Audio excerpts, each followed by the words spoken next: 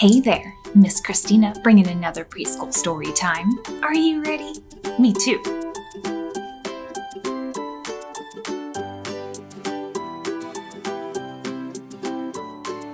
Okay, our first story is going to be A Child of Books, written by Oliver Jeffers. I am a child of books. I come from a world of stories. And upon my imagination, I float.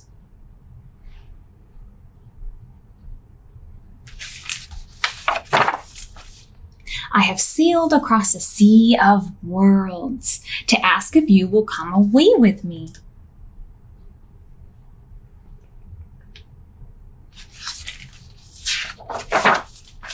Some people have forgotten where I live.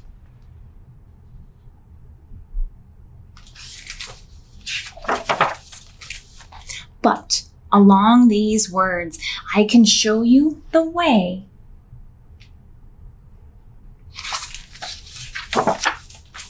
We will travel over mountains of make-believe.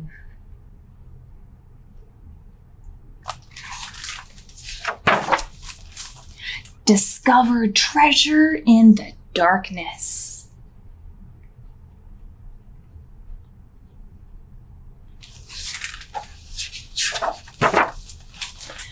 We can lose ourselves in forests of fairy tales.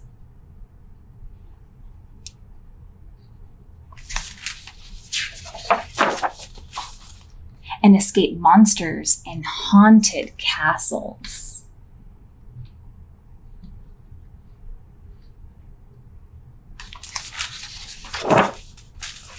We will sleep in clouds of songs.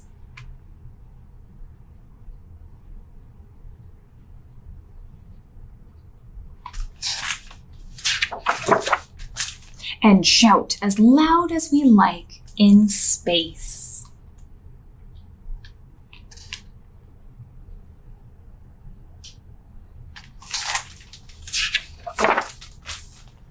For this is our world, we've made from stories.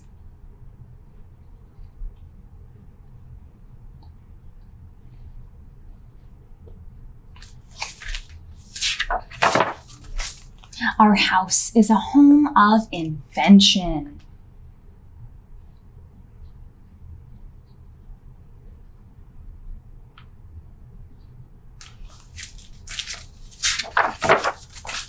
Where anyone at all can come.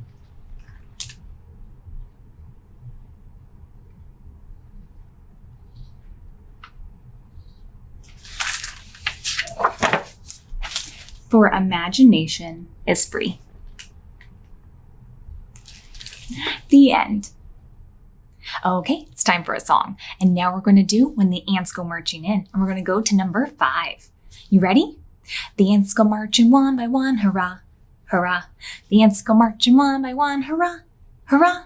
The ants go marching one by one. The little one stops to suck his thumb, and they all go marching down to the ground to get out of the rain. Boom, boom, boom. The ants go marching 2 by 2, hurrah, hurrah. The ants go marching 2 by 2, hurrah, hurrah. The ants go marching 2 by 2. The little one stops to tie his shoe, and they all go marching down to the ground to get out of the rain. Boom, boom, boom. The ants go marching 3 by 3, hurrah, hurrah. The ants go marching 3 by 3, hurrah, hurrah.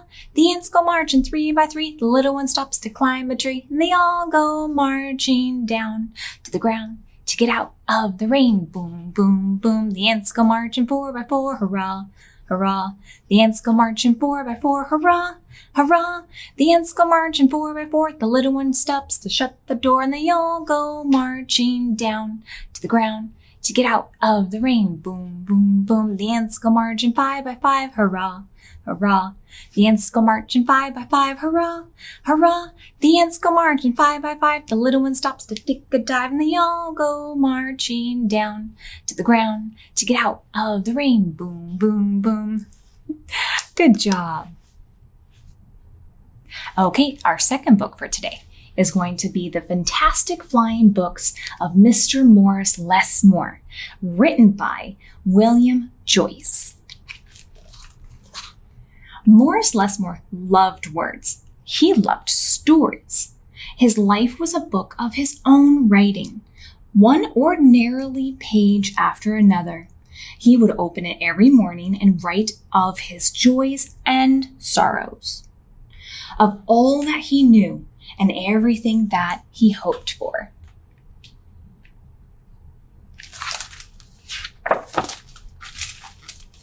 But every story has its upsets. One day, the sky darkened. The winds blew and blew.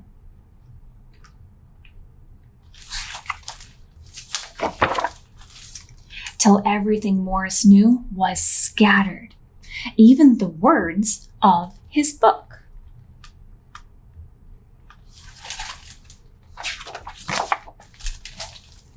He didn't know what to do or which way to go, so he began to wander and wander.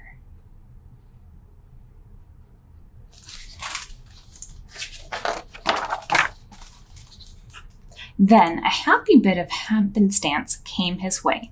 Rather than looking down, as he had become his habit, Morris Lessmore looked up. Drifting through the sky above him, Morris saw a lovely lady. She was being pulled along by a festive squadron of flying books.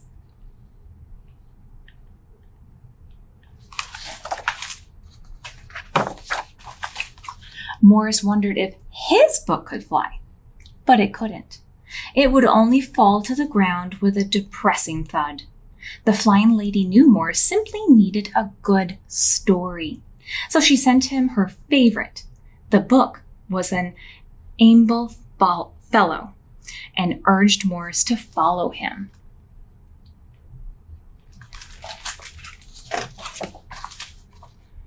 The book led him to an extraordinary building where many books apparently nested.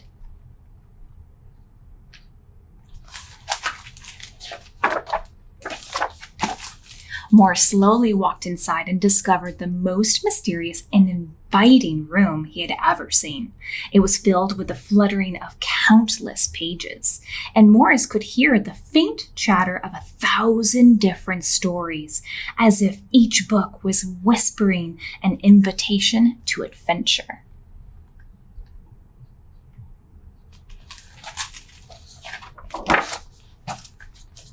Then his new friend flew up to him and landed on his arm. It held itself open, as if hoping to be read. The room rustled to life, and so Morris's life among the books began.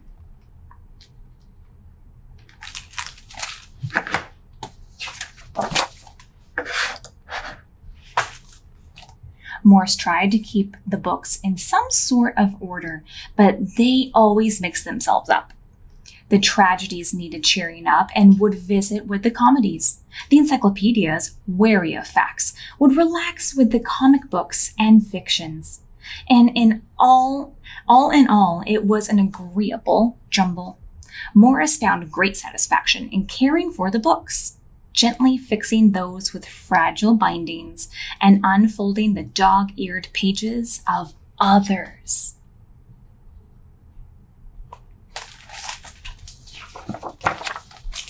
Sometimes Morris would become lost in a book and scarcely emerge for days.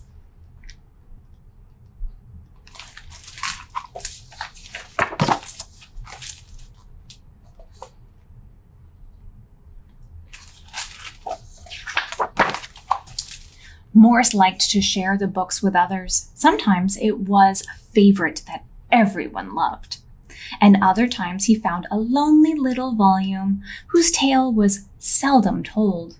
"Everyone's story matters," said Morris, and all the books agreed.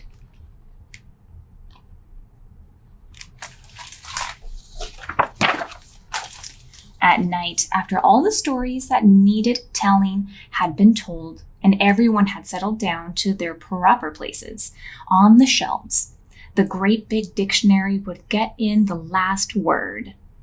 It was then that Morris Lessmore would once again write his own book. He wrote of his joys and sorrows, of all that he knew and everything that he had hoped for.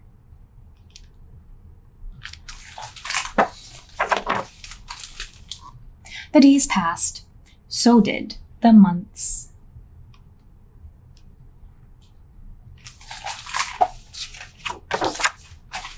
And then years and years.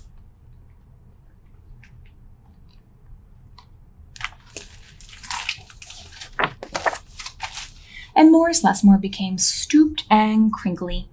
But the books never changed. Their stories stayed the same.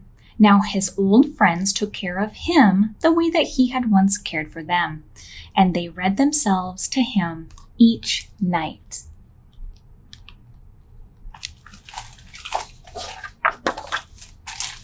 Then one day he filled the last page in his book. He looked up and said with a bittersweet sigh, "I guess it's time for me to move on."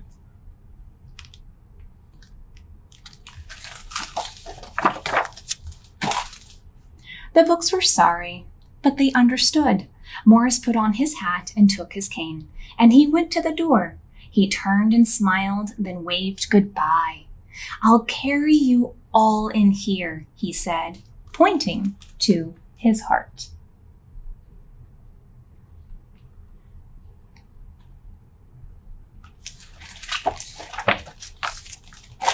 The books waved their pages, and Morris Lessmore flew away. And he flew. As he flew, he changed back to the way he'd been, that long ago day when they'd all first met. The books were quiet for a while. Then they noticed that Morris Lessmore had left something behind.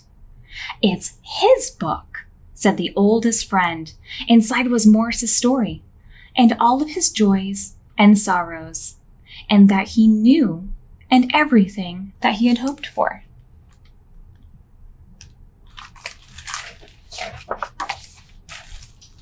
Then the books heard a small, expectant sound. There in the doorway was a little girl. She looked around with wonder. Then something fantastic happened. Morris Lessmore's book flew up to her and opened its pages. The girl began to read, and so our story ends as it begins.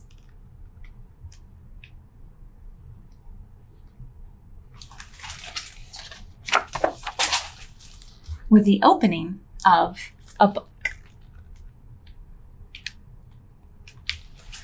The end. Okay, it's time for a song, and now we're going to do the Itsy Bitsy Spider. You ready? The itsy bitsy spider goes up the water spout. Down came the rain and washed the spider out. Out came the sun and dried up all the rain. And the itsy bitsy spider went up the spout again. All right, let's do the great big spider this time. Great big spider went up the water spout. Down came the rain and washed the spider out. Out came the sun and dried up all the rain, and the great big spider went up the spout again. Good job.